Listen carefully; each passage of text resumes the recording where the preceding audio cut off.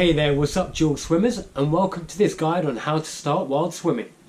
Now, first of all, before we get on to what wild swimming is, what you need to start wild swimming, where you can start wild swimming, the most important thing is safety.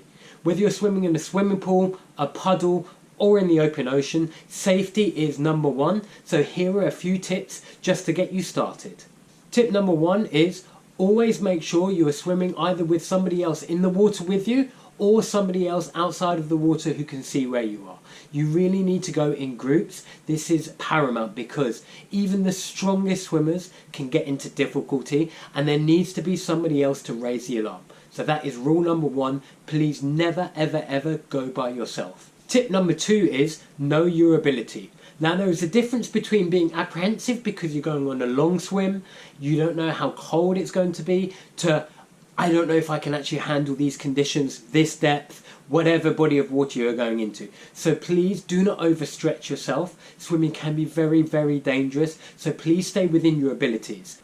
That leads nicely into tip number three is know where you're swimming, know your surroundings. Now of course, part of wild swimming is all about exploring, finding new places, so you will not always know exactly what you're in for. However, the internet is a vast wealth of knowledge. There are a million sites out there and different Google searches that you can do just to find out any tips from locals. Look on Instagram, see if there's local swimming groups on Facebook who can just give you a few tips as to what the potential dangers are in the area.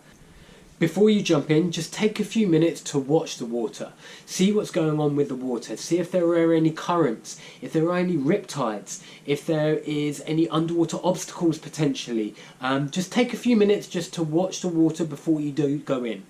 Another two very important parts of knowing your surroundings is knowing the tides, so your high tide or your low tides. Please don't get cut off when you're out at sea, or even worse still, have your belongings washed away by an incoming tide. It's happened to me before, so this is from experience. And apart from that, check the weather. Please, you'll check if you need an umbrella before leaving the house. Check the weather if you're going in for a swim, because you never know, it may suddenly turn whilst you're in the water. Especially come the summer months when you are doing a longer swim, it is really important just to check the weather. Tip number four, which leads on nicely from that, is cold water shock is real. It is going to be the number one thing that is going to kill you. And yes, I'm not being dramatic, lots of people do die from swimming, and most of all it is the cold water shock that gets them into trouble. It's not hypothermia, it's not being able to swim. Now cold water shock is terrible when you first experience it. However, when you get used to it, it becomes an exhilarating part of open water wild swimming. What it entails is when you get into cold water, you will lose your breath. And when you lose your breath, often people will panic. So you will have very short breath, grasps for air. You have to just learn how to control your breathing, and after a moment it will subside. Now this is just a natural reaction of your body to cold water. So please be aware that when you get in, if you're very new to this, you will experience this getting into cold water, colder water than you're used to. So please be aware this will happen. This also means that do not jump or dive in. It may seem like it's the easiest, quickest way for you to get in. However, the best way is for you to find a place to lower yourself into the water gently and slowly while you can control your breath and get used to the temperature of the water. Leading on from that, you may want to know how long should you stay in the cold water. Well, really, not too long.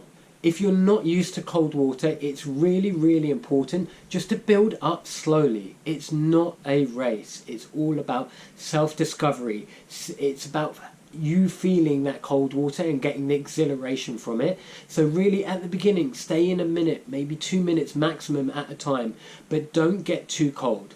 You should get out of the water if you feel that you are losing control of your lower lip or your lower jaw.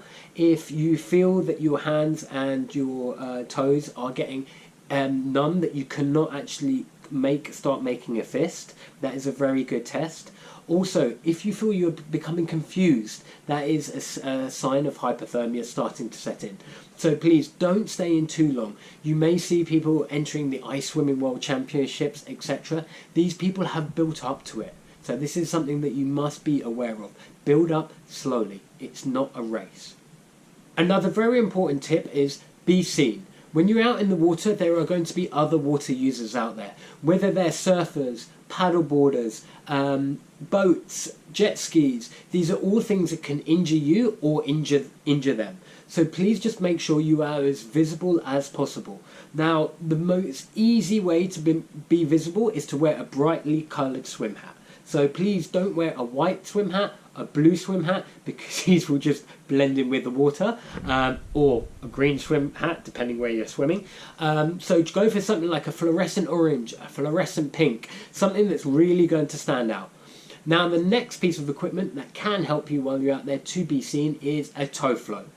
Now, I'm going to be doing another guide on what you need to go wild swimming, where I'll cover this in more detail, which I'll probably link to up here. However, tow float is something that just can really help you remain visible while you're out in the water. My final tip for this part on safety, on how to start wild swimming, is to be prepared for when you get out of the water. You might have remembered everything getting into the water, however, when you get out is just as important. Therefore, hot showers or blasting the car heater really are a no-no. The reason is you need to warm yourself from the inside out.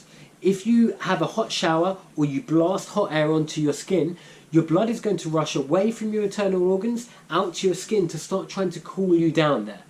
What you really want is to warm yourself from the inside. So hot drinks are a definite yes, so make sure you bring your flask with you. Layers of warm clothing. This will really help you to then heat up naturally and slowly from the inside. And also, please don't forget a beanie. A beanie is going to keep your internal heat inside. So hot drinks, a beanie and lots of layers is the best way to warm up after a swim. So that's it. That's the end of my first part of how to start wild swimming. That's not an exhaustive list of all of the tips to stay safe while you are doing it. You do have to do it at your own risk. And if you do it sensibly and safely, it's a very, very enjoyable sport. If you've got any more tips for anybody else who's thinking of starting wild swimming, please pop them in the comments below. Don't forget to subscribe to our channel and check out some of the other videos. And I'll see you next time.